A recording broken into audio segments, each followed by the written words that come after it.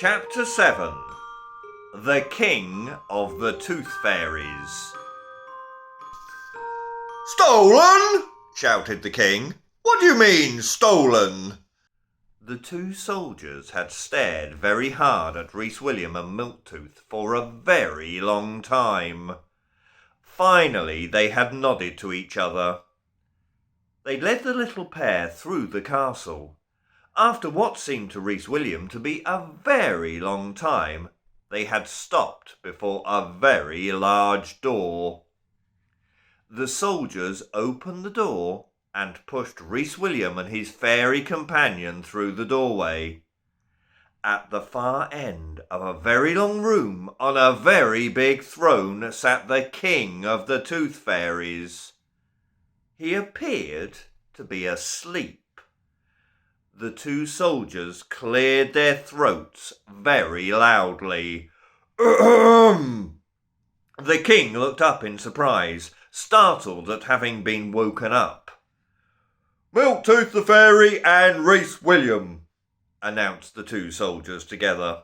"They are here to report a stolen tooth, sire." "What do you mean, stolen?" the king shouted again. "Tooth fairies do not steal teeth." Then, in a calmer voice, said, "We collect teeth. That is our job. Your teeth fall out. You put them under your pillow and we collect them. And because we are so honest and so nice, we leave you a nice, shiny silver coin in return." The king smiled, satisfied that had all been sorted out. Reece William walked towards the king. He was very nervous. Milktooth stayed where he was, shaking with fright. "Excuse me, your majesty," said Reece William in a tiny voice. "My tooth didn't fall out. It wasn't even wobbly. It was pulled out and stolen." "What?" the king was shouting again. "Who pulled it out?" Reece William pointed at Milktooth. "He did, your majesty." "What?" The king was still shouting. Milktooth started to cry, and his knees knocked together. "It wasn't my fault," he wailed. "They made me do it." The king stood up.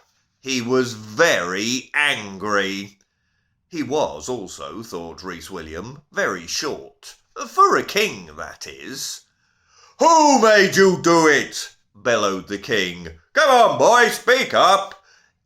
"Gap of filling," wailed Milktooth, even louder than before. "What?" The king's face, what could be seen of it, for he had a large, bushy white beard, had grown bright red. Reece William took several steps backwards. He thought that the king was actually going to explode. "Those rascals! Those scoundrels! Those rotters!" bellowed the king, his face changing from red to purple. "Where are they? Bring them here! I'll chop off their heads!" "They're gone!" Milktooth wailed. "Gone! Gone! Gone!" thundered the king. Reece William thought he could actually see steam coming out of the king's ears. "They made me pull out the tooth I didn't want to," sobbed Milktooth. Milktooth pointed at Reece William. "Woke up! Cap and filling took the tooth and flew off through the mirror. They left me behind. Then he caught me and he made me bring him in to see you, your majesty." Milktooth's sobs were louder than ever now. "Will you stop that weeping and wailing?" the king bellowed at Milktooth, which of course only made him wail and sob even louder.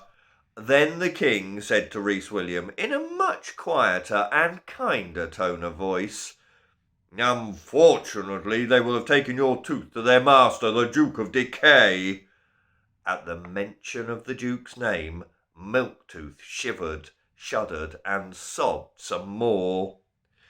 "He'll want your tooth for that son of his," continued the king. Baby Rottentot.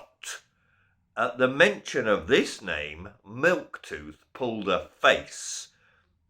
Well, what can he possibly want my tooth for? Asked Reece William. I mean, there's nothing wrong with it. Exactly, said the king. Baby Rottentot has only one tooth, and it's as rotten as he is. It's all black and crumbling.